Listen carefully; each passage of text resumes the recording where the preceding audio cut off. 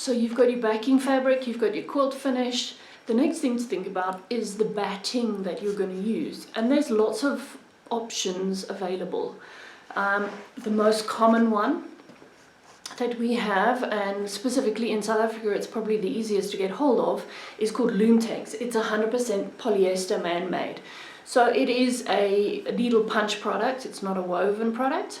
And you will see that there are two main layers to it. If I try to open it up here, you have a layer of what's called scrim on the bottom, and then there are fibers on the top. So I'm not sure how well you can see, there's like a very fine, almost like a violin kind of layer that's put down first when it's manufactured, and the fibers then of the polyester are blown on top of it and then needle punched together to hold it together.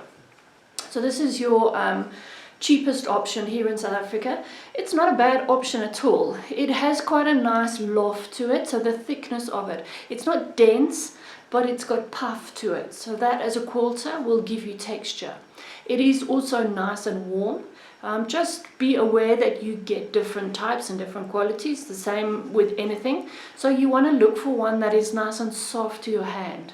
You can get a more harsh, I guess, or stiffer polyester batting that is great for placemats, table runners, that kind of thing, but it's not going to be so nice on a bed because it's just going to stand there straight. It's not going to drape. You want something that's nice and soft for a bed that is going to drape. So the polyester is one option, and I've got a sample here. I'll try and take better photos because I don't know that you'll see it on here now. It gives you nice texture. So because it's got that little bit of puff to it, then you get nice texture. As a quilter, that's what I'm working towards. I'm making stitches into the top that's going to bring it to life through texture. Okay, so the polyester batting is really not a bad option at all. The second one that I have here is 100% cotton. So I like this because it's a natural fiber, and in our hot climate, I'm not that keen on sleeping under something that's plasticky. So I like the more natural fibers. 100% cotton is great. It's got a beautiful feel to it. It's got a nice drape. For me, the one thing that I'm not as keen on the 100% cotton is the loft. It's very thin. Okay, so I can put a lot of effort into my stitching and my quilting, and I'm not going to get much texture because it doesn't have the puff to it. So whilst it's a nice one, it may not be my number one choice. Again, I'll try and put you a picture of this one so that you can see the texture of it a bit better. You get an in-between that is a blend, a cotton blend. So this one is 80% cotton, 20% polyester.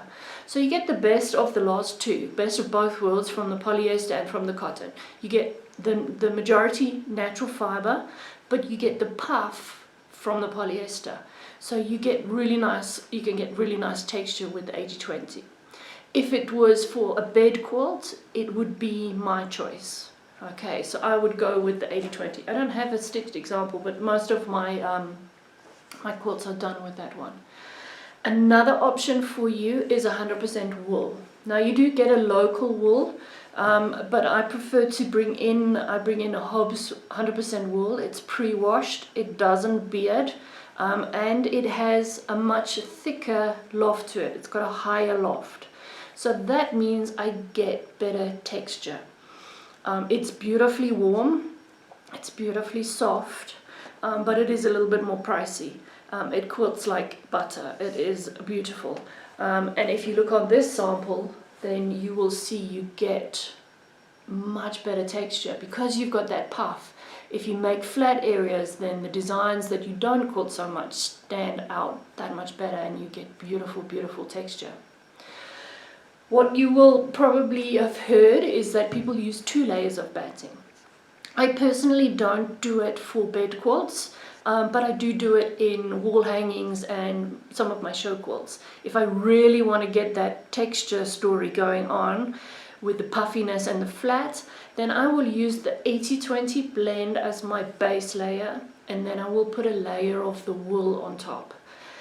Then as you stitch your designs, the design stands up, and as you flatten with the background patterns around those designs, you get that contrast between the flat and the puffy, and that's what gives you your contrast. It adds significantly to price, obviously, if you put 2 layers of good quality batting in. It also adds to the weight and slightly to the stiffness as well, depending on how much quilting you put in. And for me, it's only really worth it if I'm going to put in serious time on heavy background fillers. Heavy meaning dense, not heavy as in weight heavy. But the extra thread that you add does add weight.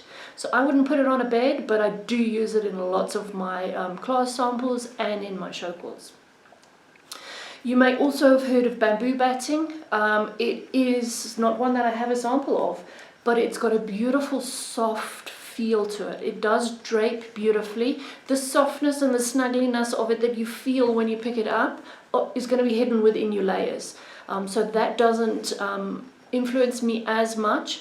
I have found it to be pretty expensive, and it is quite, what can I say, dirty. It puts a lot of lint and dust into the air, fluff into the air when you're quilting with it. But it's a renewable fiber, so if you take the eco route, you may want to investigate it. I've heard stories though that the amount of water and processing that it takes to get it to the fiber stage is not necessarily as environmentally friendly as its quick growing habits. So depending on what your standpoint is, do a little bit of research. Again, it's also quite a flat batting, a bit like the 100% cotton, so you're not going to get huge texture from it, but you will get nice warmth, and it will be a natural fiber for you. So there's lots of options in terms of batting. Again, there is no right or wrong. It is personal preference.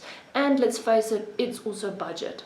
So if you're doing a quick quilt that you want out and about and used and loved and washed, the polyester is perfect. If you've got something a little bit more special that you want to spend more time on and you want it to be around for longer, then I would go personally with one of the natural fibers.